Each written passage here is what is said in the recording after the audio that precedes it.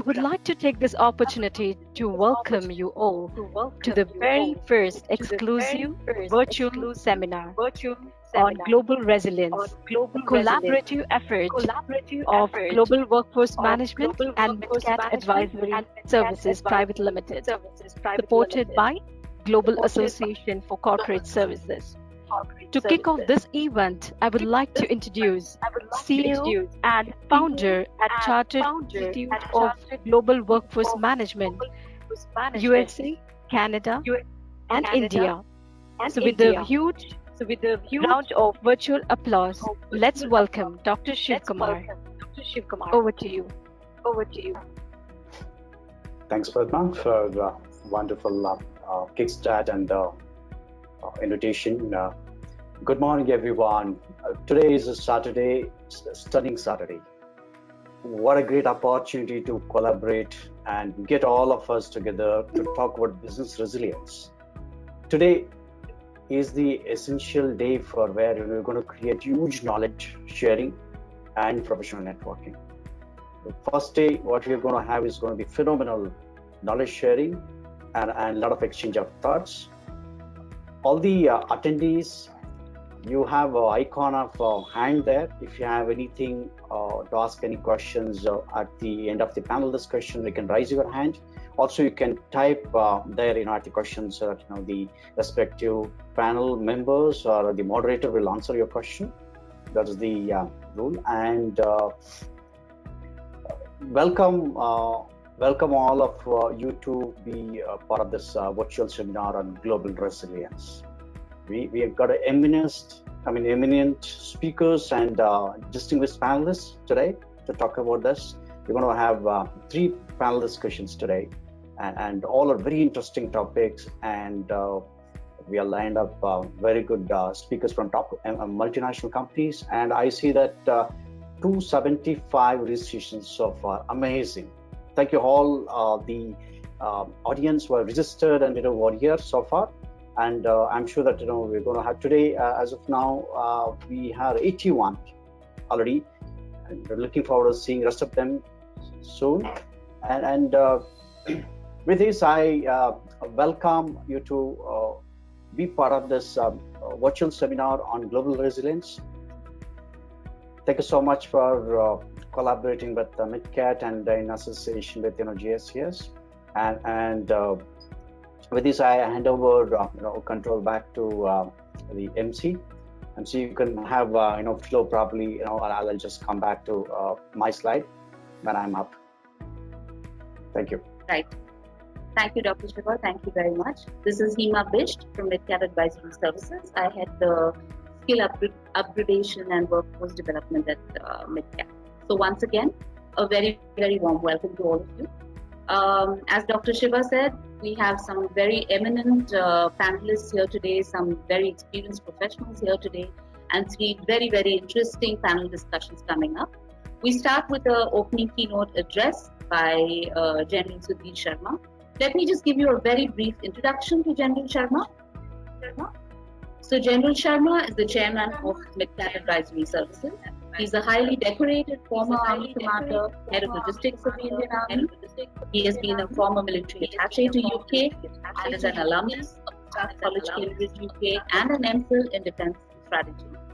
He has been a keynote speaker at leading global fora, at the Global Economic Summit in Switzerland, the Asia Economic Forum, Macau, the Global Arab Summit, and many other events in London, Dubai, Singapore, and other cities. He has also been a defense and strategy expert on primetime TV, including for Times Now and ET Now.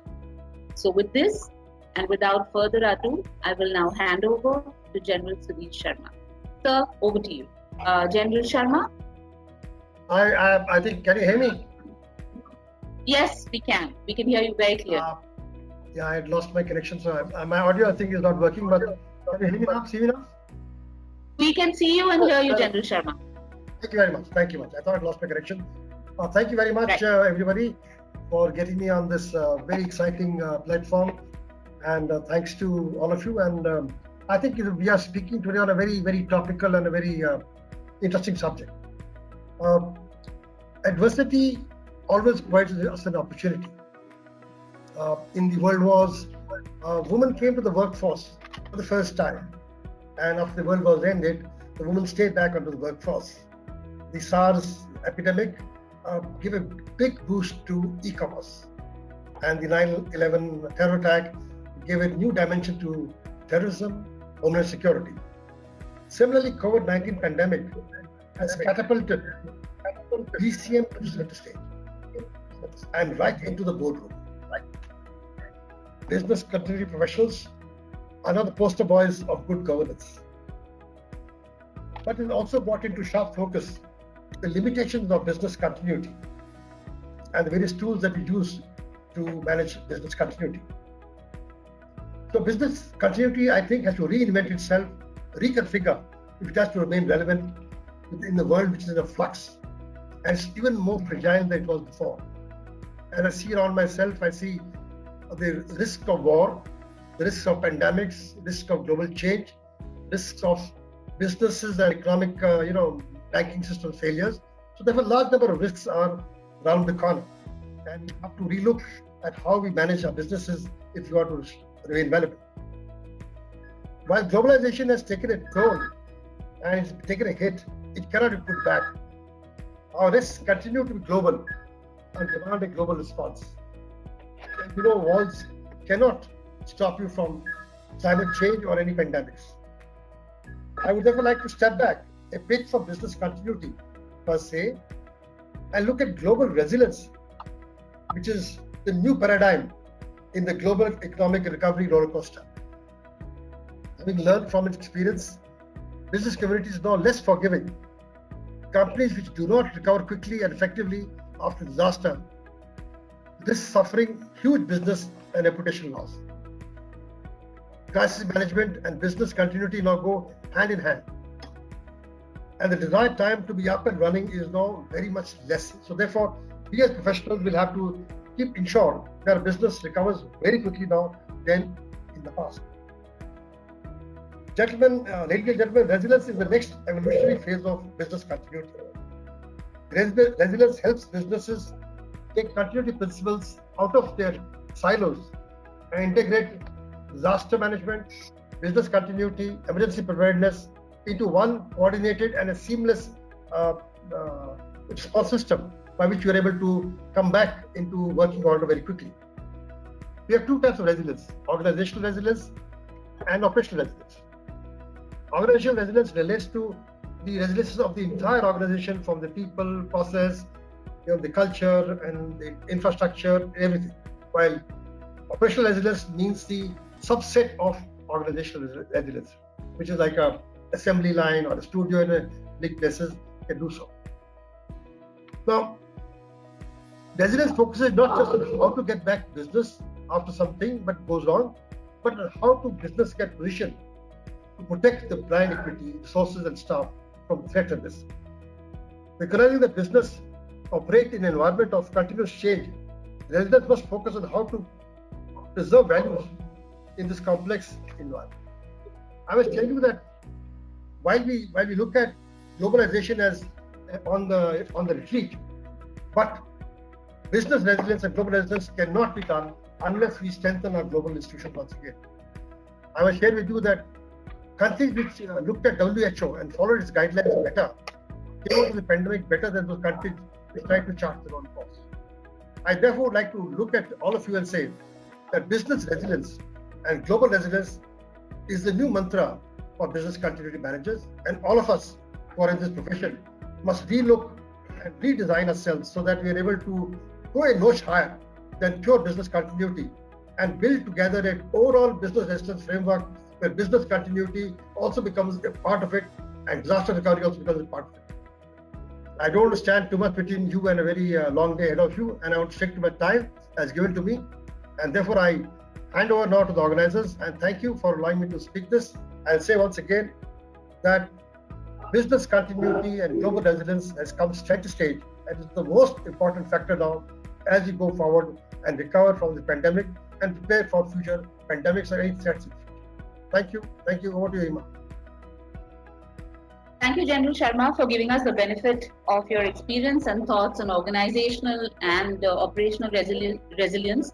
As you said, adversity creates opportunity, and business continuity has to reinvent and reconfigure. So we do have a panel discussion coming up on the business continuity and lessons learned post COVID-19. But before that, Dr. Shiva, I'll just hand over to you for a bit to say a few words on GWFM and also introduce MidCat as well, which Pawan will do for us. So over to you, Dr. Shiva.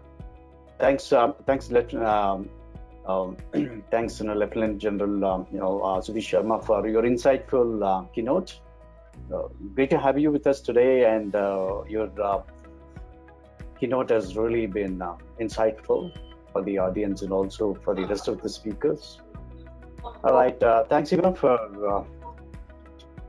getting GWFM into the platform now. Hi everyone. Again, I see that the 99 audience attendees so far, including the speakers. I mean, I see that the attendees numbers are growing. Looking forward to seeing the rest of the people. Okay, to talk about GWFM. WFM is a function. In fact, when I worked in companies like CGI, Wipro, HCL, IBM for a long time, and then Accenture, and I was in Sodexo. I was heading the country for workforce management and talent management. So we had a G. G is something where we're not confining our business only to India or to country. We want to expand.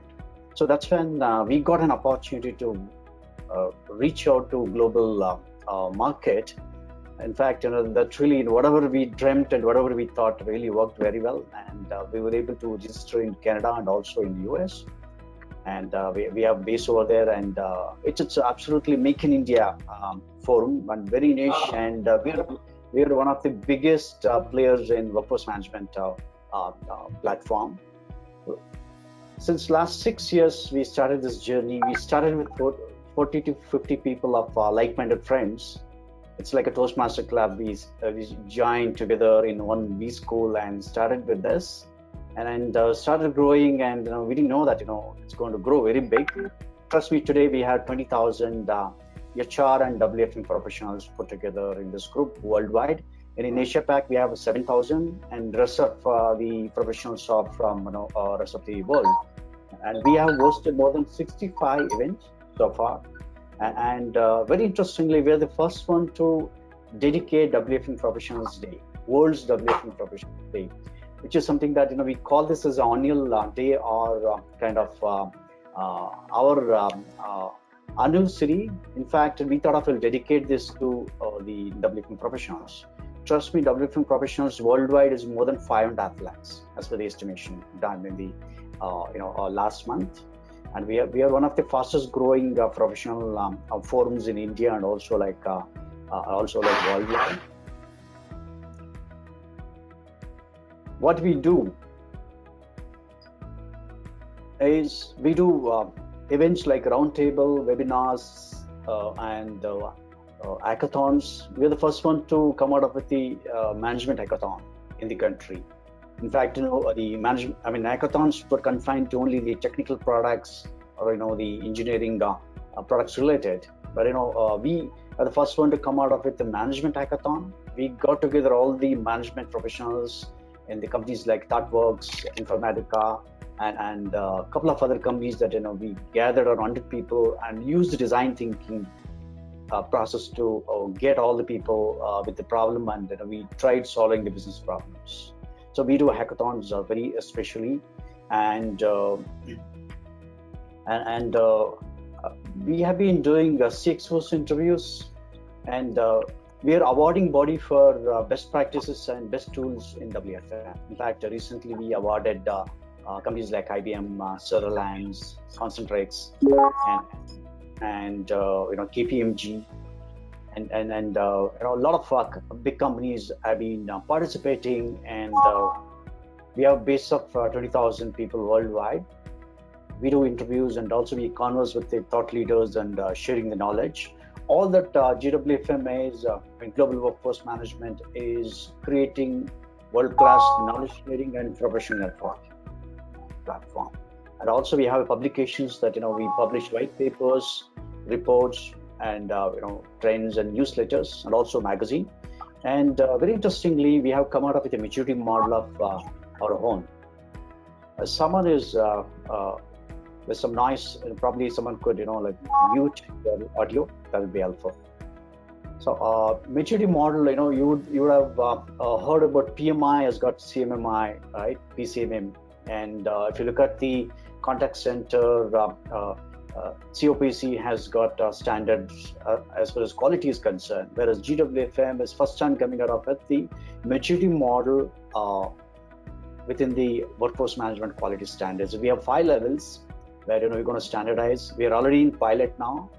This is going to be launched from January 2020 onwards. Also, we have tied up with universities. We are skilling and upskilling WFM professionals and also management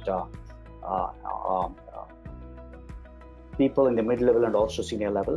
And also we do consulting and very importantly, GWFM has got Innovation Center. We have Design Innovation Center, and we welcome companies to take up your research, work on the pilot model, following the design thinking pattern. We also provide very high-level mentoring and coaching facilities, and anyone who's interested in to become a mentor or coach can connect with us.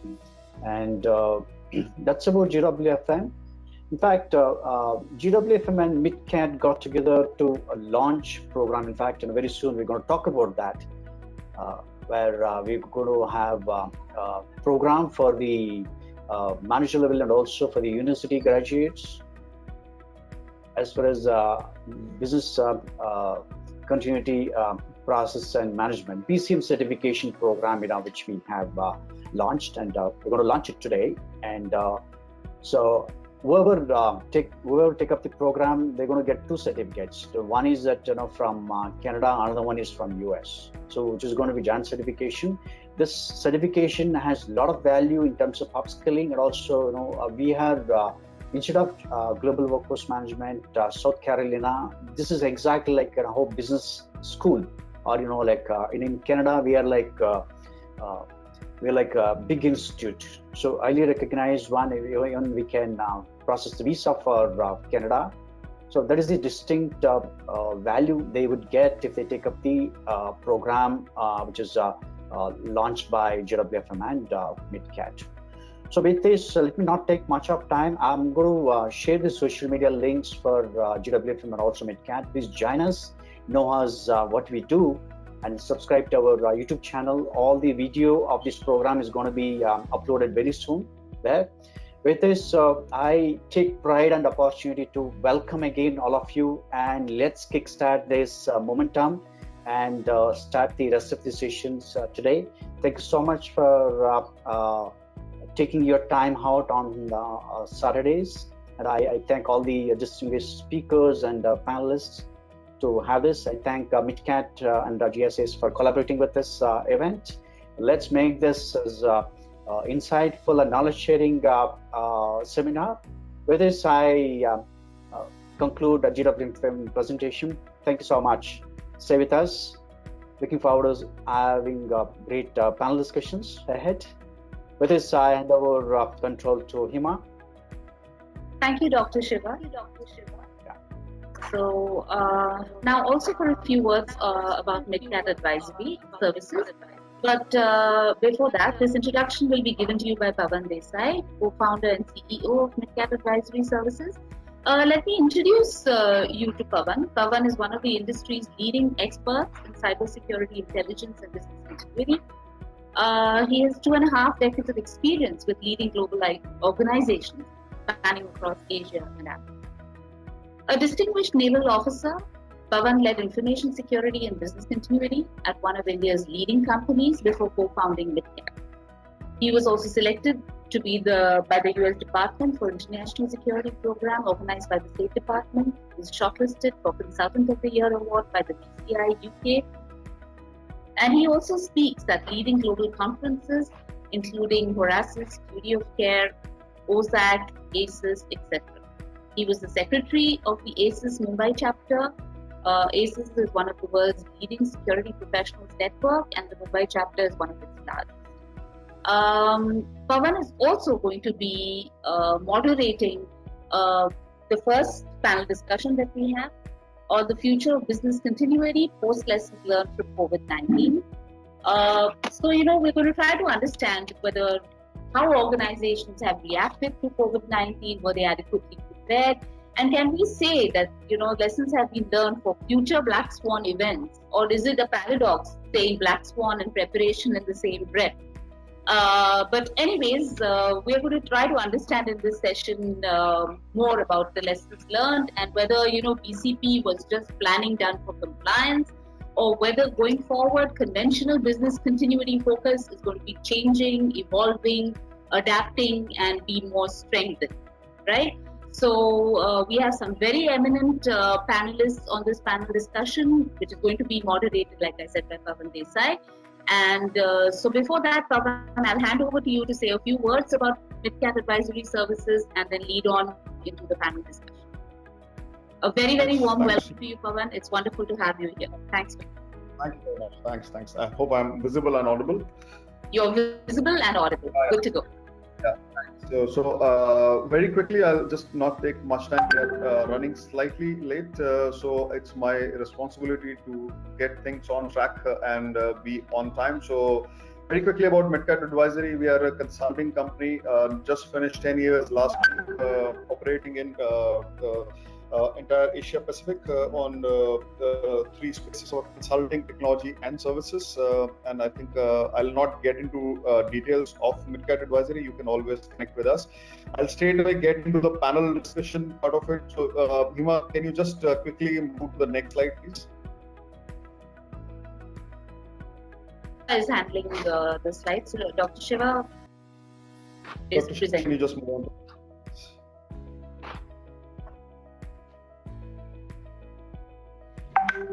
Next one, please. So what I'll do is, I think, so we can So I think the topic is the future of business continuity. I think you must have attended, very eminent participants. You must have attended so many seminars in which talk about we have a problem. So I think we are not going to talk about the problem, but we are going to talk about what is the future. What have we learned from these incidents in last 6 months? How have we coped up with it? And what is the future looks like?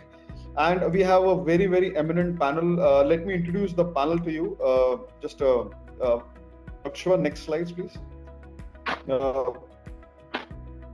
Next one, yes. We have C.T. Sadanandan, extremely experienced in this domain. He is the Vice President and Head of Corporate Services, Business Continuity and CSR at Tata Communications.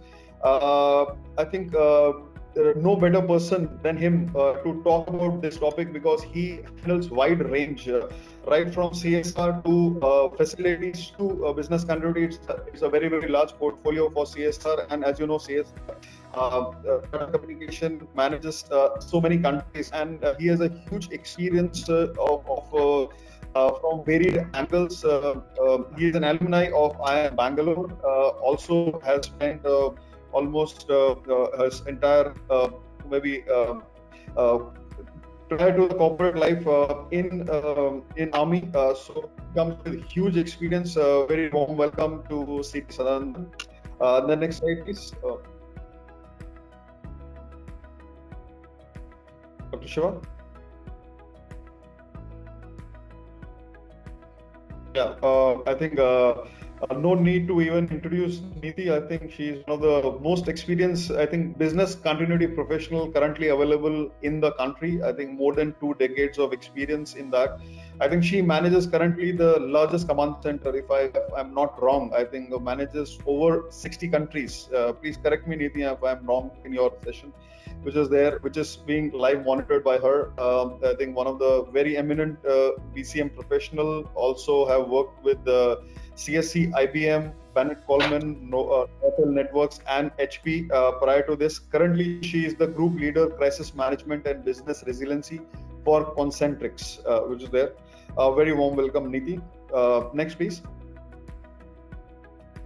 May I just interrupt at this point to ask all the panelists to switch on their videos as you're being introduced, and you can keep your video and audio on while the panel discussion is on.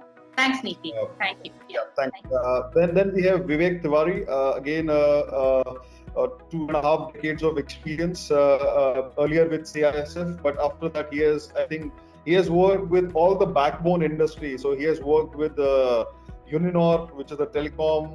He is now working with Indigo, which is the backbone of the entire travel management across the country.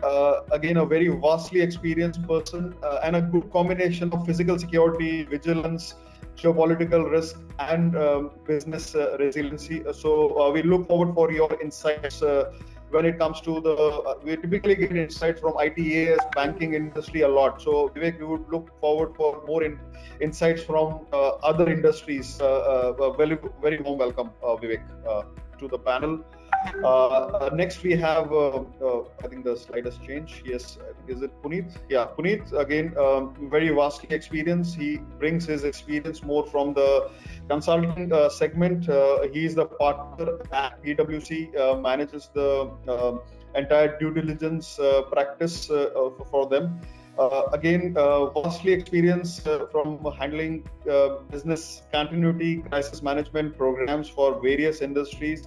I have a personal experience of working with him, one of the best professionals which I have ever worked with on that, and you will see why I'm saying that when he speaks about his experiences. Very warm welcome, Puneet, to this seminar. Right, and last but not least, we have Padma with us. Padma, again, highly experienced BCM professional, almost 2 decades of experience. She has worked with companies like VMware, Thomson Reuters, and GSK.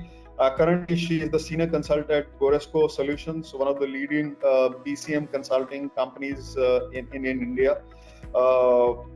Also, she has done her BCom and costing taxation. So she comes from the finance, different background of BCM. She is not typically Army or a CSF background. She has a very different, very calculative mind. So we'll see what she has to share her experience on. So very warm welcome to all the panelists. I will not like to set the stage. The stage has been set by Jan Sharma and Dr. Shiva. I'll straight away get into the session on getting into it. Straight away start with C.T. Sadanandan on that. Yes, we know there is a problem. We know the problem is big. It is not going to go away very, very quickly. So how do you see, what are the lessons learned, and how do you see all the functions of resiliency, intelligence, security, and cyber security, all which has come together in past 5 months? What are the lessons learned and how have they come together? And what do you see? How do we go from here? All to you, Sri sir. Thanks once again, Pawan, and happy to be here among all the distinguished panelists. And thanks for having me here. And quickly to get into the specific question from Pawan, what we really need to look at is that what we learned from this experience. Essentially, I'm not going back to say that what COVID was and what challenges that posed on all of us and the organizations. All of us are well aware of it. What we learned from it is most important at this point in time. So just to give a context as to what experience I can share with you. So I come from an organization which provides infrastructure for digital enablement, which means the conference right now we are having is probably supported by the organization that I work in. We are one among the world's top 5 ISP providers. We operate from across the world. We connect continents and connect businesses and people. Now, in a scenario which was so unprecedented and unimagined, you can imagine the kind of complexity and enormity that would have come on us to ensure that we need to continue the business, as usual. Now, why is it required? Of course, is that we have to ensure our business continues, but then we are also enablers of other businesses. So my customers, stakeholders, business continuity depended largely on our being able to run our business well. So this is the context that I am coming from. Now, when the whole situation came into us, and what we really looked at is that how can we actually as quickly and as fast and in a robust manner respond to this. And then we realized that the conventional operational based, single incident, single location, shorter duration based business continuity is not the answer. We really needed an integrated approach to this, which included every element of the organization. So here is a situation where the entire population of the employees could be affected, the stakeholders, the enablers, the service providers, extended arms, which runs your business can be impacted. Then how do we then ensure that we manage the situation in a manner that it does not have negative fallout on your business and your stakeholders' business? Now, we clearly, I'm going back to the military, principles of clearly stating the aim first before you, get into managing a situation like this. So we clearly defined the overall goal that people safety first. How do we ensure our people safety, and which then translate into our operations and business continuity, and that translates into our stakeholders' business and operational continuity. So that is the whole concept that we started with, and then we realized that it cannot just be run only by the business continuity team. So we had a global business continuity task force, which is about 30 members, right, with the oversight from the CEO and the global management committee. That is the overall concept that we applied to manage the situation. Now, what are the learnings from this? Obviously, as I mentioned earlier, that this is going to be a reality of situations like this, clear VUCA situations, volatile, uncertain, we don't know what is the next, incident going to be within the COVID scenario, and what other incident can also, sort of exacerbate the whole problem of managing the business continuity. We have had cyclones, we have had larger power outages. So all that we have now realized that a much better integrated focus is required, where every element of the business plays its role, whether it be the information security to ensure the integrity of your VPNs, the human resources to ensure the safety and welfare of your employees, and the supply chain management, which connects with the enablers that you depend on, and of course the customer success management or the sales group, which connects with our customers to ensure their business continuity.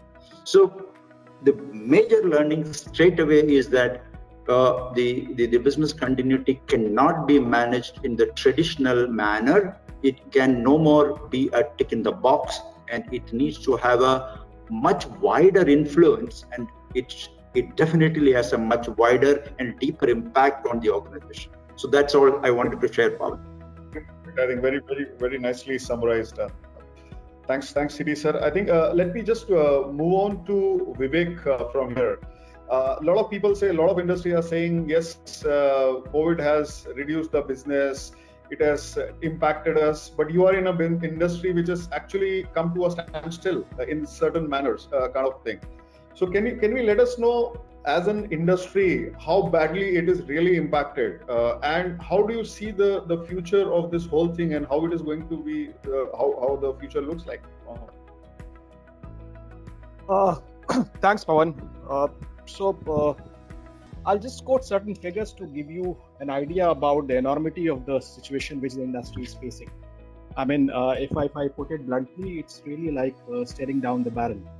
And we talk of black swan events. It really has been a black swan, which has kind of hit not only aviation. It's an ecosystem where it's in a very closely interlinked ecosystem. So you talk of the entire travel industry, you talk of the tourism industry, you talk of the hospitality industry, and aviation is kind of a part of it. Somewhere maybe something which determines what follows next.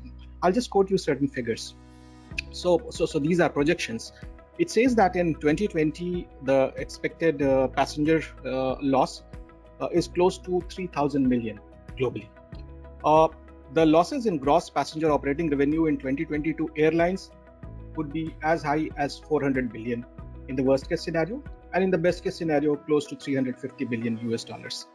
India, you are talking about the gross passenger operating revenue loss. I mean, had things been normal, these losses wouldn't have been there.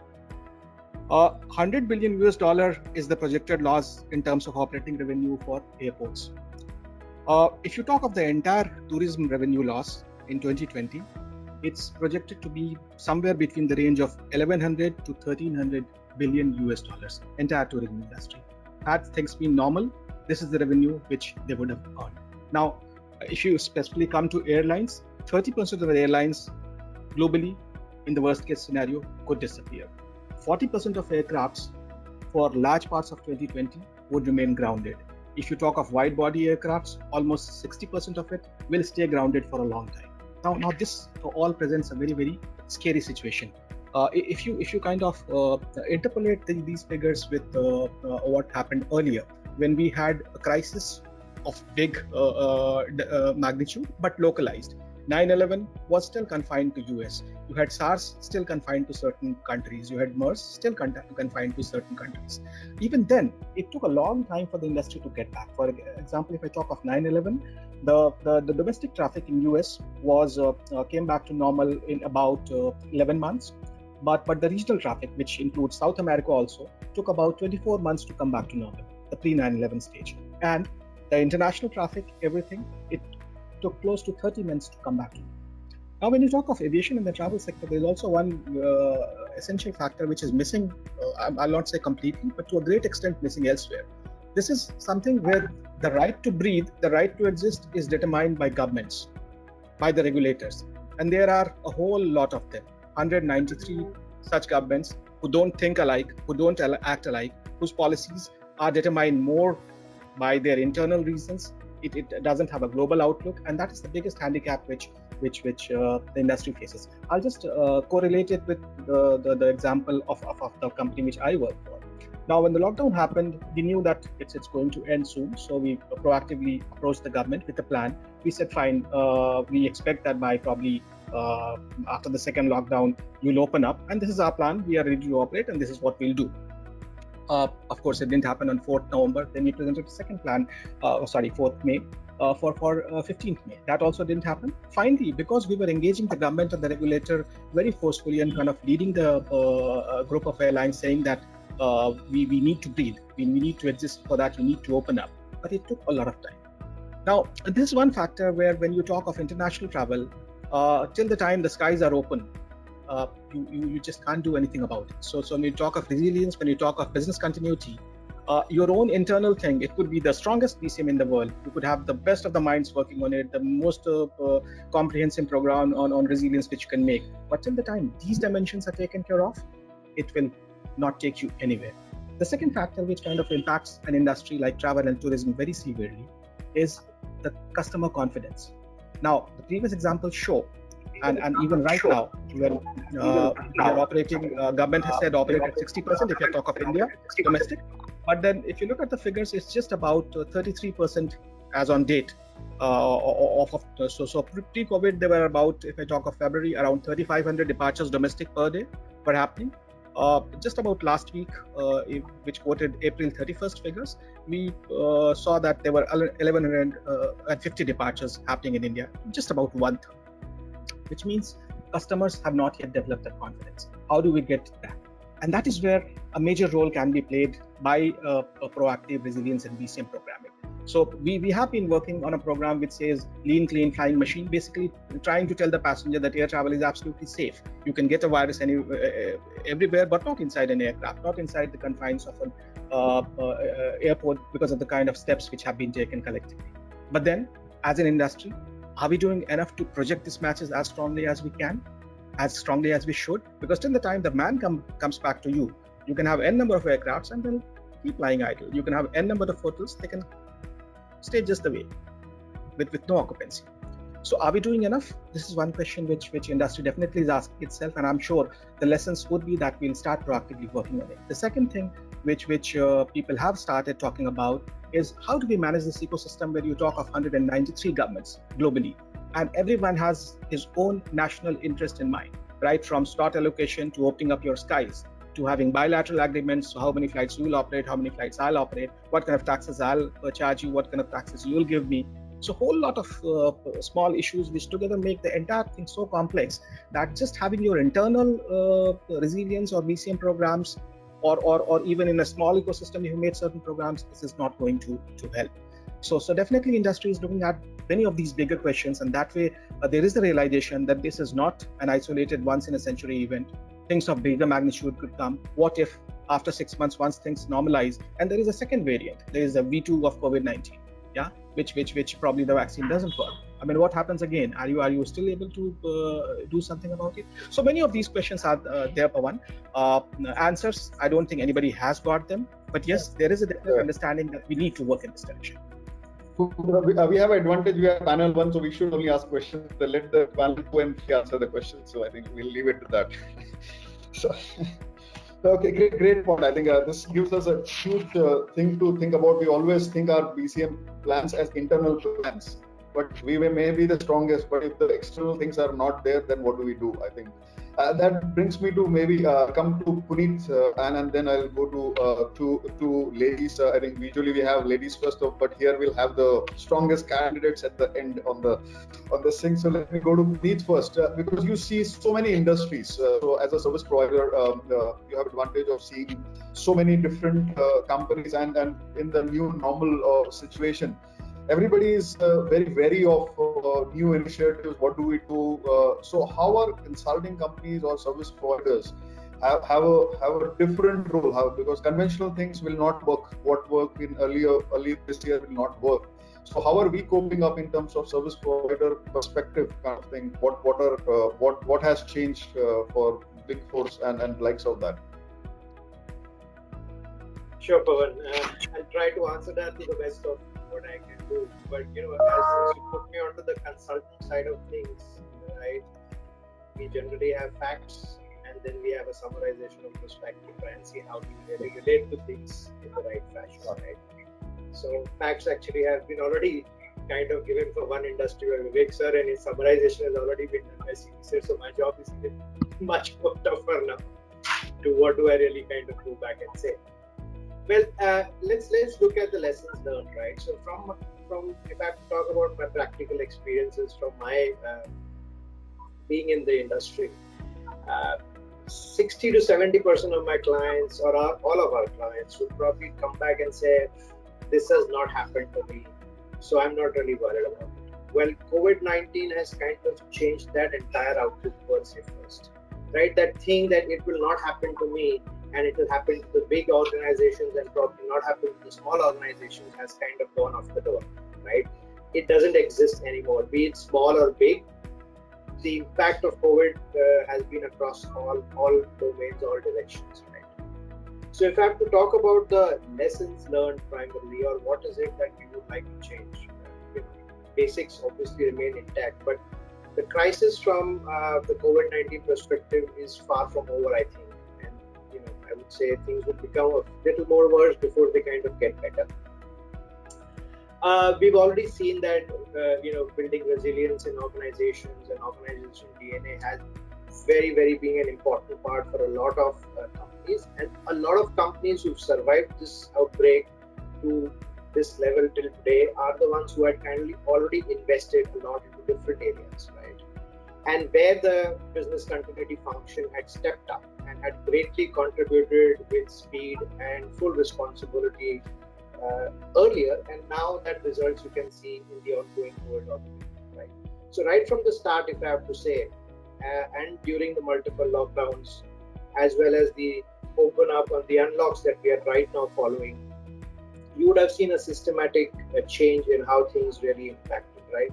As Vivek sir was saying, the thought was that we'll open up in May, it didn't happen, then it went down further. So things kind of went on to get delayed further and further to kind of,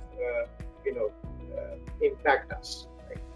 Now, what do we really do in such situations? And in case the resolution, basically the business continuity function has been at the forefront during this pandemic and has worked really hard. I would say, if I have to look at all my colleagues who are in the industry and in the consulting space, they are the ones who are really out there.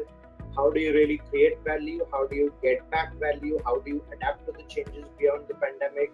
What kind of things that you need to do to get back things on track faster and in the day-to-day operations are restored. So few things that we've learned that I would like to highlight. I know there is paucity of time. I can talk for hours together here and still not get done. Is that we basically, this has taught us how do you really act swiftly. Have a plan, but have decision makings based on that. So many organizations who did not have a plan were modifying their plans on the fly as the situation was evolving. As a lesson learned, organizations must take this opportunity to look at their business continuity and crisis plans carefully and build awareness across the organizations. Some of them were well evolved on those situations, some of them were not. So that's one of them. We never planned for the unexpected, right? No one imagined the extent of COVID-19 outbreak and the speed at which the global response escalated, right? But if we didn't have the flexibility of plans, we would have probably been more resilient than we came out to be, right? What the lessons that we were, I'm just kind of talking of the practical 7-8 points that we learned over the last 5 to 6 months, right?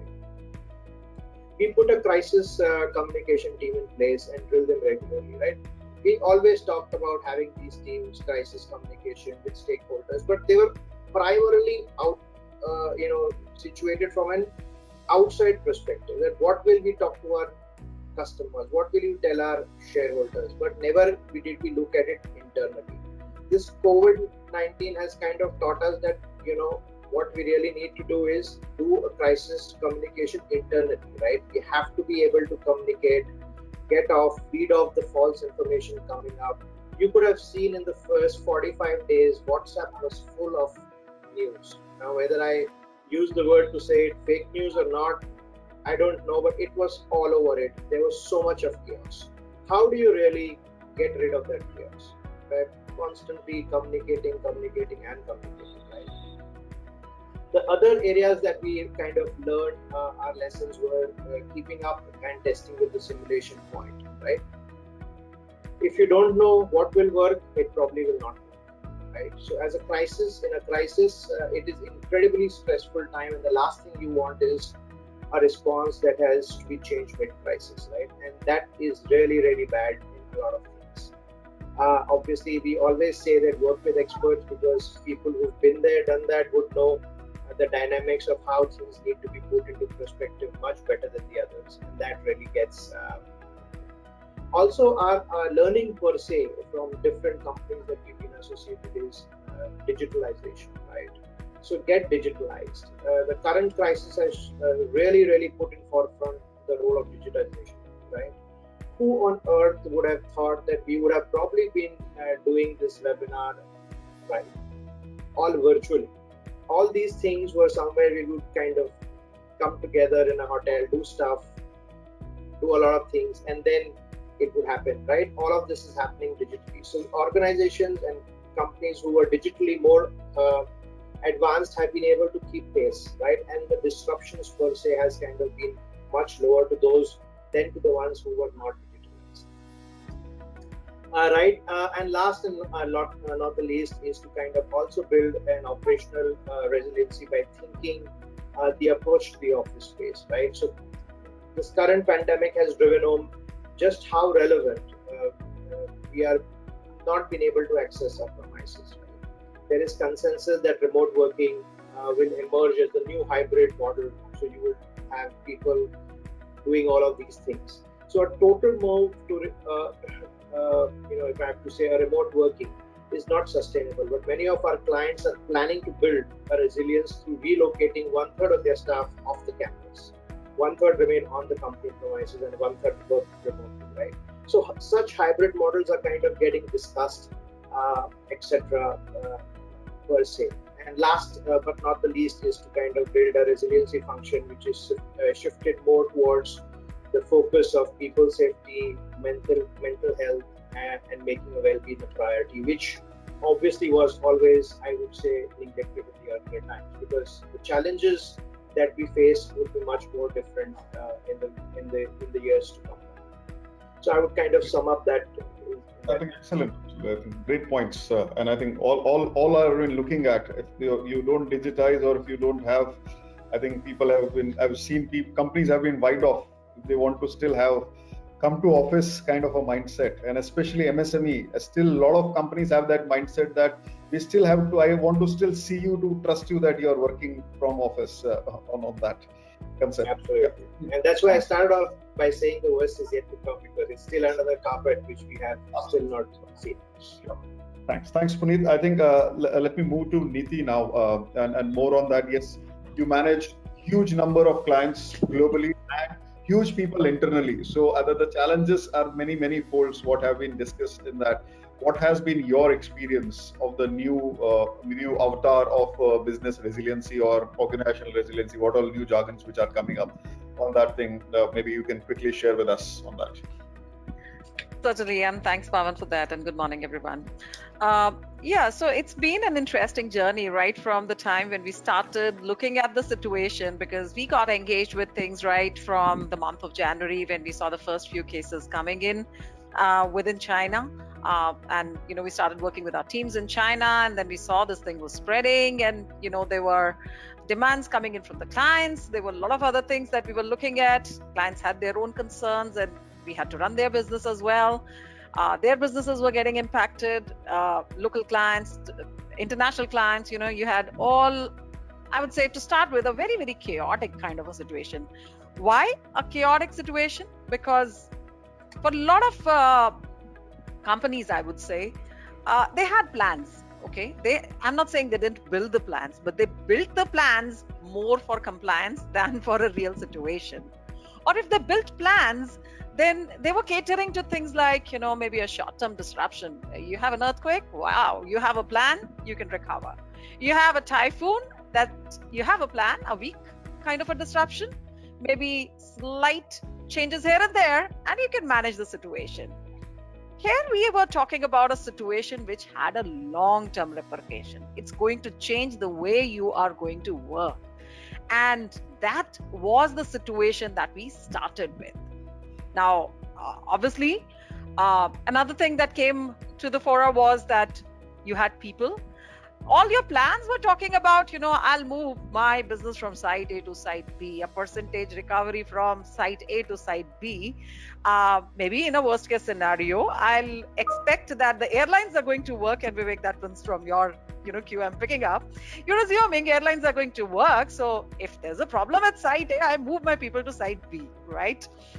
Now, there was a new normal, because all the clients that expected that, maybe we'll be able to move people from country A to country B did not factor that if I have a problem in country A, how will country B even allow my people in, right? So there was a sea change, I would say, in the way you had to look at your plans and the way the things really came for you.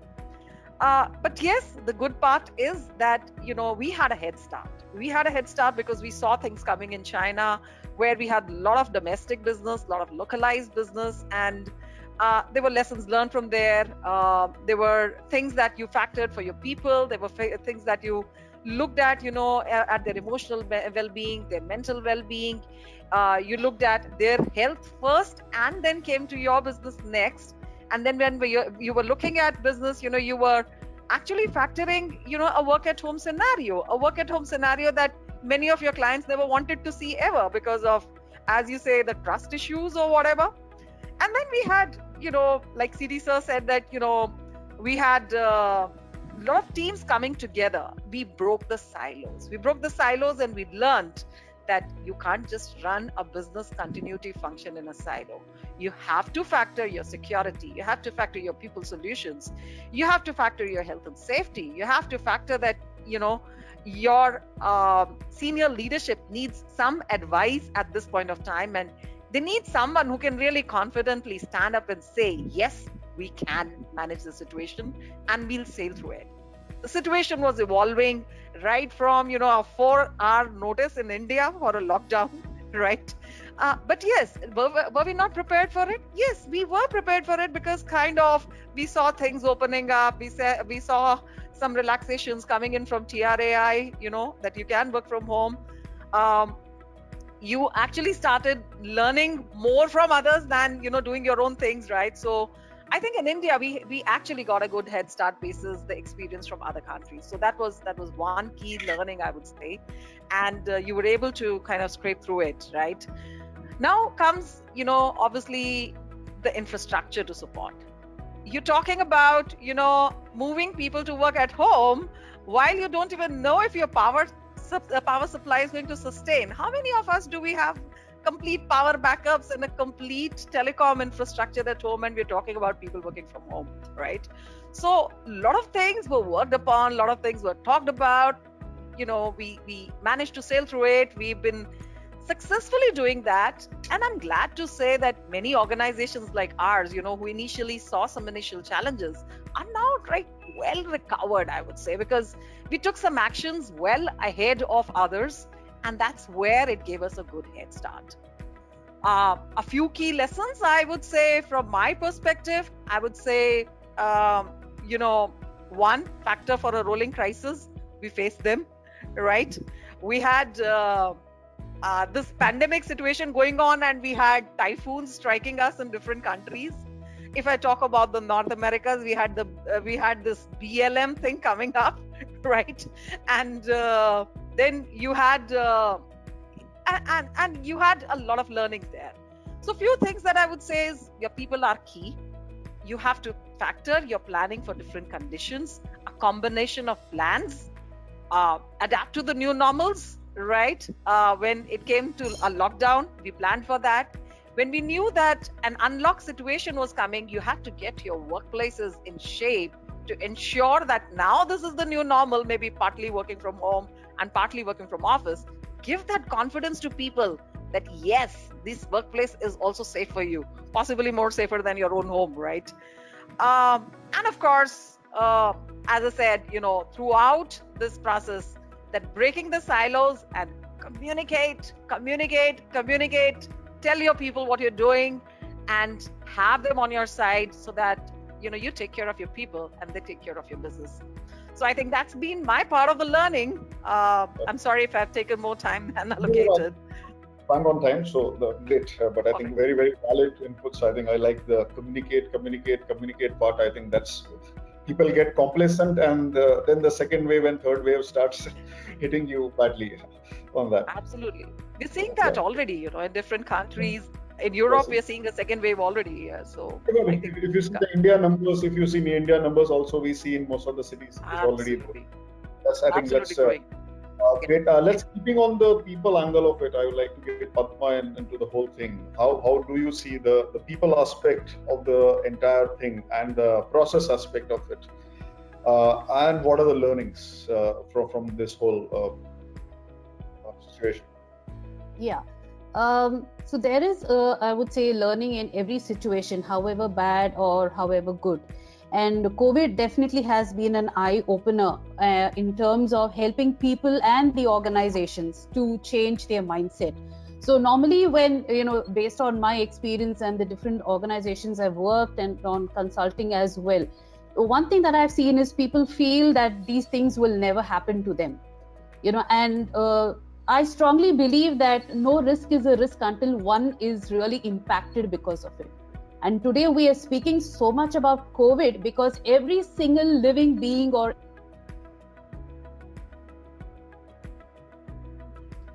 you can't hear me? Yeah, better. Yeah.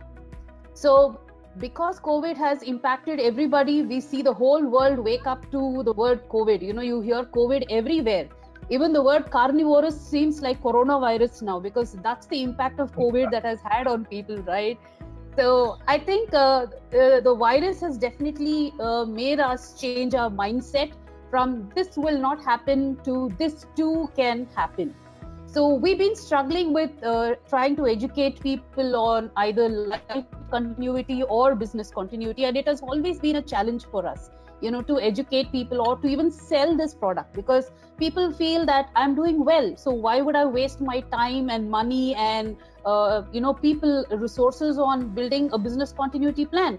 Today, if there is a strike, I know what to do. So today, if there is a bandh, I know what to do. Tomorrow, an actor is being abducted, I know what to do.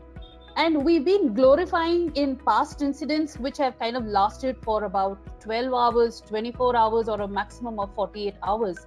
But today, COVID has made us realize that the plans we actually built were not built for a real life crisis. The audits that we conducted did not actually make us pioneers in handling a crisis. The tests we conducted were a mere tick in the box. Like Niti was telling, how many of us have even taken our tests seriously? We ask people to work from home for 4 hours, 5 hours. Is that going to tell you how effective your testing is going to be in a real life crisis? And today, when COVID has hit the world, most of the organizations are reacting to the situation rather than responding. We respond to a situation when we are prepared. Like, for example, if there is a fire, the first instance would be for someone to jump, scream, and run out of the place, because we do not know how to handle the fire. Call a fireman, and you know how nicely he plays with the fire and puts it off. So that is the difference that we need to build, from being responsive to being reactive. And we always want to be in a corrective mode. We never want to be preventive. We don't want to be proactive. And all this COVID has changed. And what COVID has greatly taught the organization is to really understand what is more critical during a disaster. Before COVID hit us, everything was critical. Every process was critical. But today we know what exactly is critical. What is it that requires for my organization to be working at MBCO or even at 100%? What is it that really takes for me to stand apart or stand amidst the peril or the ripple effect of this entire crisis? So that is what COVID has taught us. And it has helped us realize that, building plans on historical data is not going to take you anywhere. You could just disappear from this competitive world in no time. You could just disappear and nobody would even know that you existed. And if we are here to stay for the longest time to come, it is for us to jump out of the well and not be like a frog in the well, to realize that this is my world and the waters around me is so calm, and stop swimming in the wrong waters. You have to run against the tide. People have to be educated. Every employee has a responsibility to ensure that his or her organization should be resilient, and he and she has a very strong role to play in it. Of course, leaders have to put in the effort. It has to be a top-down effort, but down the line, every employee is responsible for his or her organization to work effectively. Understand your dependencies very well. You should know your dependencies, my internal dependencies, my external dependencies. If I do not have a due diligence conducted on my vendors, how do I even know that they are going to support my organization in times of crisis? And how many organizations even involve their BC professionals when they are identifying a vendor? They just sign off saying that, okay, this is what our terms and agreements, you have a NDA, you don't disclose, there is, confidentiality, so many things. But one thing is always missing is, what do you do if your own organization is hit by a crisis? How are you going to still render those services to me despite you being in a peril? Do we have kinds of SLAs, an SLA for a BAU, an SLA for a BCP situation? We do not think. And I think COVID has made us realize that the impossible is possible. We have to start looking at that this too can happen, and nobody is exempted from any kind of crisis. The mindsets have to definitely change. Auditors have to push themselves up and start looking at tests which actually gather scenarios that has never impacted an organization before. Make use of mistakes that the others have done. Sorry, Padma, 30 seconds because we have to get one more this thing from everyone. Okay. But I think very powerful statement you're making. Yeah. So key learning would be learn from somebody else's mistake. be sure that your dependencies are strong and are tested, and work on scenarios that your organization has never failed. So that will keep you going, that will keep you sailing. Thank you so much. Perfect, Padma. I think you summarized it really, really well. So I'll just come back to everyone. Just 30 seconds in your thing. If the future, how does the future look like, and what 3 things we need to do differently? What we have done? Not more than 30 seconds. I'll mute you if you exceed 30 seconds. CG sir. Okay, I think most of the key lessons have already been brought out by the panelists. So one thing, just to add to what everyone said, just to summarize, we have learned now how to build a plane while we are flying it, right? Now look at that, how we achieved that capability. And I'm not only talking about people who have been able to successfully navigate through this crisis. Many industries, as Vivek was bringing out, have not been able to do because there has not been an opportunity, because the whole, inherent, limitation imposed on them did not enable them to actually test out things. But the rest of us who have been able to sort of, overcome the situation in a reasonably good way, keeping your employees safe, keeping your customers satisfied, keeping your operations running, we really need to look into it, how we built this plane while we were flying, share that with everyone else so that we can still create a much better, much robust framework should we have another crisis like this. And my guess is we will have many like this. And let's say that we are not prepared for that. I don't think if after this situation, we should actually be saying that we are not prepared, right? That's all I wanted to say. 30 seconds. Thank you. Vivek? Yeah, so I don't want to say that it's end of the road for the industry while the situation does look bad, but then there are signs of recovery and it's happening. My recommendations for future would be, yes, this is definitely a biggest learning for the entire industry, and it's not an isolated event. Things like this can happen again, maybe in a different shape, in a different form, but they're bound to happen. It's no longer a movie which you go and see in a theater. It's no longer contagion, it's reality. What can industry do? Like I said earlier, it has to be an all-encompassing approach, particularly for the sectors which I'm talking about. Just your own internal plans will not help. They'll help for a limited nature of crisis. I mean, that's how we have seen BCM so far. It'll work as long as it's a localized disruption, a flood, a burn, a riot, an earthquake kind of thing. But a disruption of this magnitude, it will not work. So the larger ecosystem has to be tackled. Now, how that will be done and when that will happen, I don't have any answers, and I don't think anybody has those answers at the moment, but that definitely requires. What aviation and related industries can also learn from this crisis is the power of technology. There are many inbuilt efficiencies in our system, which technology can address. There are a number of vulnerable areas which can be kind of strengthened by use of technology. So that even smaller disruptions don't hit you very badly. This is an opportunity for industry also to look into that and kind of work upon those things. And the third thing, I mean, while being involved in all this, I saw two kind of organizations. I can say there was an organization like ours, which was proactively reaching out to government, to regulators, to everybody, and proposing solutions, many of which later on became a part of policy. And there were also organizations which, even when the government said that, okay, from such and such date you can operate, they took another 15 days to start their operations. So proactive planning and involvement of the top man. I would say that the biggest learning for me is why we could do well in our limited way is because the top management was fully involved. So I would say let the CEO own the BCM. That will itself improve a lot of things. The CEO has to admit. Yeah. Thanks. So I'll close with it. Yeah. Thanks a lot, Puneet.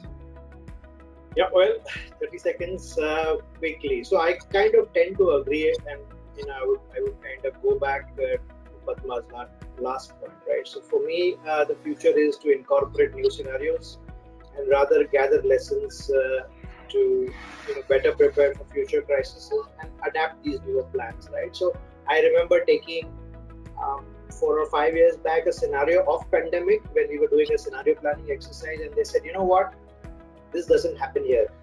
right? So it was kind of parked. But I know that there were people who thought about it that time, 5 years back. But I personally also, if I have to ask that time, so probably not really, It's when you're looking at it from a client perspective. So that's learning that never. So you have to keep reimagining the possible of a new thing. I would say from a futuristic perspective, we need to reimagine employee experience primarily, because everything that you see today is revolving around the individual, right? And what are we finally got to a place where we've started realizing that it's all about all of us, and it's not just the business numbers that really matter, right? So that philosophy has changed, so which is good. We also I would say evaluate workplaces to mitigate the impact of health related activities. We could also incorporate an agile, a digital, a talent upskilling program, because what we realized in a lot of this, that people who are not upskilled are the ones who are maximum hit, and build an agile workforce to support newer challenges that come in. So I would focus more on the people side, because all other things have come to a standpoint to say if they're not there, it still moves on. So I think I would leave it at that. Great. Thanks. Neeti? Neeti, you're not audible. Neeti, we can't hear you. Yeah, am I audible now? Yeah, super. Yes. So I think I'll go real quick on that one. I would say, a few things that we need to learn. Yes, we still have to have our BCM plan, the good old BCM plan, but keep it simple. Don't make it a 200-page plan that no one will ever refer to. Keep it simple. Keep the functional elements that you can use in real time. Anticipate your people's needs, because they are key to your, all your recoveries. And build your policies around that. Involve your people in every step, be it your planning, be it your testing, be it the lessons learned. Understand it from them. What is it that they would want to see in such kind of scenarios? Because you'll get a lot of insights there. I would say let the experts manage the situation. Don't try to be an expert, and that's for some very, very senior people, because sometimes it's people whose experience you want to gain from, right? So let experts do the job. Communicate, that's my favorite, right? So communicate across levels. Ensure that you're communicating your decisions, your plans, and everything across levels. Even the learnings, even the small things that can keep people safe, that's all about communication. So communicate across levels. In fact, for all your stakeholders, it's really important. And then this is the new normal. Let's accept it. So let's adapt to the new working conditions. And there could be changes coming in thereafter as well. I'm not saying this is the final one, but yes, this is here to stay for a while. So adapt to these working conditions, see how we can do things better, even in the current scenarios, I would say. And then plan ahead. Anticipate what is coming ahead of us. Plan ahead. You have to stay ahead of the curve. So I think that's pretty much from my side. Padma, very quickly. Yeah. Yes, we need to know our risks. If we are defying or denying, living in denial, then it's a wrong thing. Identify your risks well, accept well, work on your risk appetite so that you know where you stand and where you want to stand. And then train and share your knowledge, because we need more professionals in this world. So keep sharing, keep training, so that you have many more like us and like the stalwarts in the industry. And then realize that a crisis always has a rippling effect. And the ripple effects are sometimes worse than the real crisis. So be prepared, be aware, be cautious, and sail through.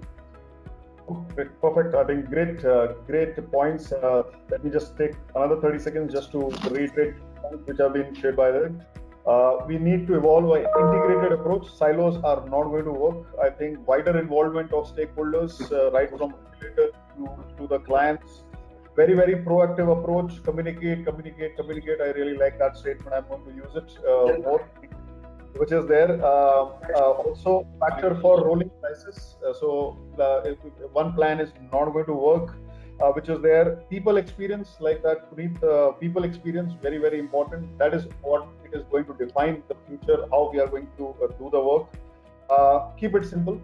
Keep the plans really, really simple, which is there. And I think also a statement like, it will happen to me, the mindset has changed. So it was always that it can happen to somebody else, but not happen to me. Training, sharing is the key. And I like that last to just add that move from being, we have moved towards responsiveness rather than being reactive. That is what is the maturity model always talks about. And yes, we hope that the next pandemic or next situation, we are not talking about the corona carnivorous as coronavirus. So I'll leave it at that. I don't want to. I think thanks a lot. I think a great learning. I think I've listened to many seminars. I think I learned a lot during this session. Ratna, moving on to you, we have saved 10 minutes. So I think I hope you are able to be able to listen from the next audience also as well as this. Thanks a lot for spending the time. Great insights. Thanks a lot. Thank you very much. Thank you. Thank you. Thanks all. Wow, what an intense session. That was fantastic. Just to reiterate again the learnings from this session and the takeaways, regulations and policies need to have a global outlook. A larger ecosystem needs to be tackled. Think outside the box. Don't just think about your core business and your industry. Digitalization. Get digitalized. You are agile or fragile. One needs resilience models that focus on people well-being. Take care of people. People will take care of your business. Hybrid working models. Break the silos. Whether it's HSE, security, BCM, everybody needs to work together. Factor in a rolling crisis. Every employee plays a strong role in resiliency. So have a top-down approach, understand your dependencies, and communicate across all levels. Be proactive, not reactive. Training and sharing is important. And keep your BCM plans simple. I think these were the learnings and takeaways from this first session. What a fantastic session and what great learnings.